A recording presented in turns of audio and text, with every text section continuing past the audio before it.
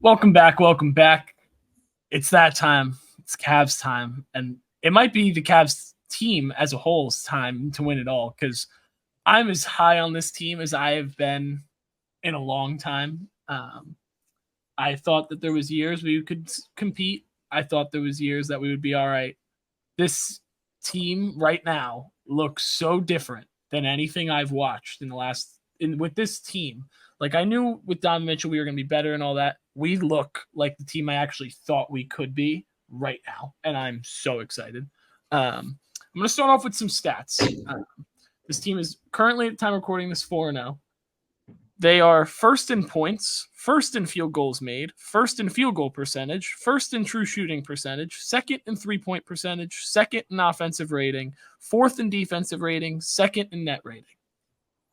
This is the best What a team in time to be a Cavs adjacent pod. This is statistically the best team in basketball, albeit 3 games against shitholes. However, this team looks and feels different. In those games, we've played too many times where we've had a lead and we've blown it or it's gotten too close. This team is scoring and they're just blowing these teams out, which is exactly what I wanted. We played a close one against the Pistons, but that's JB Bickerstaff. It's a lot of emotions with that game. It's fine. But we just played the Knicks, and I just did a film breakdown on DG's masterclass, so go check that one out, popping up in the top right. But this team is different offensively. We're actually using everybody. Jared Allen and Evan Mobley are touching the ball outside the 3-point line. They're not both just standing on the block and doing high lows for no reason because everyone knows it's coming. Darius Garland's actually attacking drop coverage. We have off-ball movement with the bigs, not just Max Strus running off pin downs. We actually have offensive sets. Like this team offensively is perfect right now. We're getting every single person involved. And the biggest thing for me is didn't need Donovan Mitchell to be this top 10 player in the NBA to win games, even against bad teams. Like how many times last year did Cavs fans watch and see Darius Garland go 3 of 14 and Evan Mobley just have 5 turnovers and Donovan Mitchell had to score 45 just for us to win? Like that happened way too many times. Now we're getting 15 from Jared Allen, 18 from Evan Mobley, 20 from Darius Garland, 24 from Donovan Mitchell, with Dean Wade giving us the occasional 10. George Niang actually was not totally terrible. Ty Jerome's giving us 10. Like everyone's making an impact, and I think that's the biggest thing. Everyone's playing so fluid. And I'm just excited. Fuck the Knicks. I'm so glad we beat their fucking ass. Can you address your Dean Wade take before we move on? Well, I have a couple of Dean Wade takes, but my Dean Wade take, the one I think you're talking about, is that he will start over Max Strus when Max Strus comes back. That's the one you're talking about. Mm-hmm. He just fits, man. Like for me, the biggest thing was we needed a 3 that could stretch the floor, rebound, and play defense. And that's exactly what Dean Wade does. He doesn't need the ball in his hands. He can just spot up and shoot, and he could shoot 5 times. He could shoot 15. Doesn't matter. He doesn't give a fuck. He's going to shoot 35 to 40% pretty much nightly on average. And he doesn't need to be this awesome guy. Like he just plays so well with the starters. And like one of the biggest things for the Cavs was their starting lineup did not, like net rating wise, was not good. And like we just needed to figure out a way to make it serviceable at this point, like with how much talent's on that starting lineup. Atkinson's figured it out.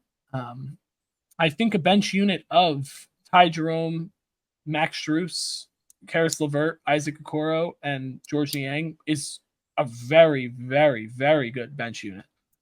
And Atkinson's going 10 deep. It's not like Donovan Mitchell's playing 38 minutes a night anymore. Evan Mobley's the only guy over 33 minutes. So I'm excited, but I know you guys want to get your points in, but this team just feels different, man. I talked to somebody about this the other day. I think the Cavs are a lot of great team in the East's kryptonites. I don't particularly remember if I brought this up on camera yet, but the way that they're constructed with dual bigs who are both serviceable defenders, arguably the 2 best big defenders on the court in the league at any given time. Okay. I love the way that Don plays defense when he's sitting in the chair. I said him and Ice could do a great job on Tatum and Brown, and I meant it. Him and Ice can do a great job on Brunson and whoever is on that night for the Knicks. I love the way they can stuff the paint. Like the way that you guys are built specifically for teams in the East, I'm a big fan of. And I think Kenny's making a real deal difference, and it's showing you in the NBA how important coaching is. A good example of that would be the Lakers right now.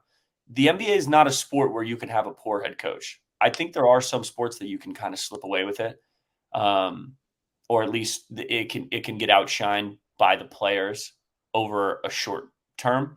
But over a long term, you need to have a great coach who gels with the rest of the players. And I think Kenny's a great example of that, and he always has been his entire career. I think he's been casted aside one too many times, unlawfully almost. I think he's a great NBA head coach, and he's really unlocking your guys. I love what he's doing for Evan. Yeah, Slim, 1 point. You talked about Donovan Mitchell and Isaac Okoro. Darius Garland's spending the shit out of the ball right now. Jalen Brunson tried to ISO him late in the game. He looks like he got a little stronger. Yeah, he did. He put back the weight that he put on in the beginning of the season last year, that he lost when he broke his jaw and had to eat through a tube for 6 weeks. But the defense of Darius Garland is something I've known he was like, he's an effort guy, but doesn't really actually get stops and whatever. He was getting, while also, don't get me wrong, leading the Cavs, like closing the game for the Cavs, then switched on to Jalen Brunson, sits in the chair, rides him all the way down to the paint, sends that shit to fucking Mars. Shit to fucking Mars. You love that fucking play. I went fucking berserk because I was so happy. It was perfect. But go ahead, Slim. Just another guy that's okay.